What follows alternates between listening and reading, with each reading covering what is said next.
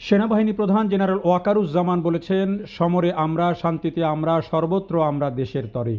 এই মূলমন্ত্র বুকে ধারণ করে অতীতের মতো ভবিষ্যতেও দেশমাতৃকার কল্যাণে বাংলাদেশ সেনাবাহিনী সবসময় পাশে থাকবে। মঙ্গলবার ঢাকা সেনানিবাসের আর্মি মাল্টিপারপাস কমপ্লেক্সে বাংলাদেশ সেনাবাহিনীর উদ্যোগে জুলাই গণঅভ্যুত্থানে আহত যোদ্ধা ও শহীদ যোদ্ধাদের পরিবারের সম্মানে এক সংবর্ধনা অনুষ্ঠানে তিনি এসব কথা বলেন। এই আয়োজনে ৭২ জন আহত যোদ্ধা ও শহীদ পরিবারের সদস্য সহ ঊর্ধ্বতন কর্মকর্তারা উপস্থিত ছিলেন। সংবর্ধনা অনুষ্ঠানে সেনাবাহিনী প্রধান জেনারেল ওয়াকারুজ্জামান আমন্ত্রিত অতিথিদের উদ্দেশ্যে দেওয়া বক্তব্যে জুলাই গণঅভ্যুত্থানকে বাংলাদেশের ইতিহাসে যুগান্তকারী ঘটনা হিসাবে উল্লেখ করে অংশগ্রহণকারী যোদ্ধাদের জাতির গর্ব হিসাবে অভিহিত করেন। তিনি বলেন, এই আন্দোলনে তরুণ সমাজ শুধু অংশই নেয়নি, বরং কিভাবে সত্য ও সঠিক পথে ন্যায়সঙ্গত দাবি আদায় করা যায় সেই অনুপ্রেরণা জুগিয়েছে। তিনি আরও উল্লেখ করেন, বাংলাদেশ সেনাবাহিনী জুলাই যোদ্ধাদের স্বপ্ন পূরণে সবসময় পাশে থেকেছে।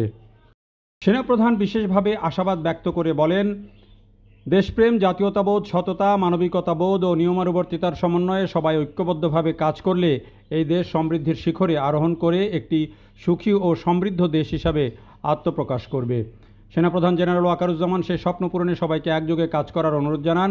সংবর্ধনা অনুষ্ঠানে বাংলাদেশ সেনাবাহিনীর পক্ষ থেকে জুলাই অভ্যুত্থানে আহত ও নিহত যোদ্ধাদের প্রতিটি পরিবারকে আর্থিক সহযোগিতা দেওয়া হয়।